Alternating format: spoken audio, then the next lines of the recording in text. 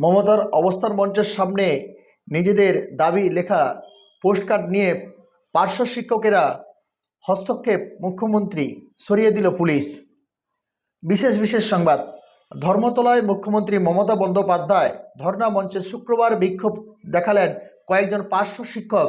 বেতন বৃদ্ধির দাবিতে হাতে প্লাকার্ড নিয়ে বিক্ষোভ দেখান তারা। মুখ্যমন্ত্রীর মঞ্চ থেকে বলেন, রাজনীতি করবেন না। প্রধানমন্ত্রী নরেন্দ্র মোদী এবং অমিত শাহর সামনে গিয়ে এসব করার কথা বললেন মুখ্যমন্ত্রী মমতা বন্দ্যোপাধ্যায়। বিক্ষোভকারীদের আটক করে সরিয়ে নিয়ে যাওয়া হয়েছে পুলিশের তরফ থেকে। শুক্রবার ধর্মতলা মেট্রো চ্যানেলে ধর্নায় বসেন মুখ্যমন্ত্রী তথা রাজ্যের মুখ্যমন্ত্রী মমতা বন্দ্যোপাধ্যায়। রাজ্যের ভোটার তালিকার বিশেষ নিবিড় সংশোধন এসআইআর প্রতিবাদে এই ধর্না মঞ্চ বলে জানা গিয়েছে। সেখানে উপস্থিত হয়েছিলেন তৃণমূলের সাংসদ, বিধায়ক, রাজ্যের বিভিন্ন মন্ত্রীরা। মমতার মঞ্চের সামনে গিয়ে শুক্রবার বিকেলে বিক্ষোভ দেখাতে থাকেন কয়েকজন পার্শ্ব শিক্ষক। গত কয়েকদিন ধরেই বেতন বৃদ্ধির দাবিতে সরব হয়েছেন তারা। এবার সেই প্রতিবাদের জন্য তারা বেছে নিল মুখ্যমন্ত্রী মমতা বন্দ্যোপাধ্যায় ধর্ণা মঞ্চকে। সেখানে প্লাকার্ড হাতে বেতন বৃদ্ধির দাবিতে স্লোগান দিতে থাকেন তারা। তখনই পুলিশ এসে তাদেরকে আটক করে সরিয়ে নিয়ে যায় বলে পুলিশ সূত্রে জানা গিয়েছে। মঞ্চে বসে মমতা বলেন, শান্ত হয়ে থাকতে পারলে থাকবেন, রাজনীতি করবেন না। বিজেপির কথায় এসব করবেন না।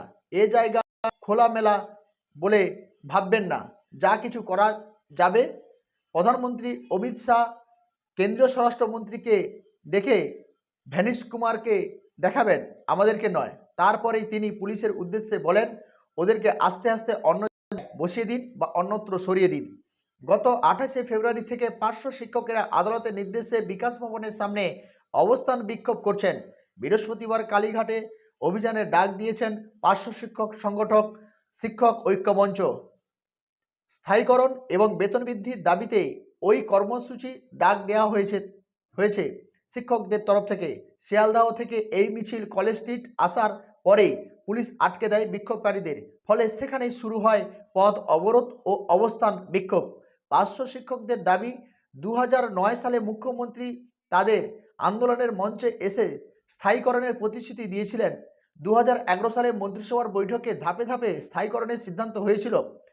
তারপর 15 বছর কেটে গেলেও সুরাহ হয়নি বলে পার্শ্ব শিক্ষকদের অভিযোগ।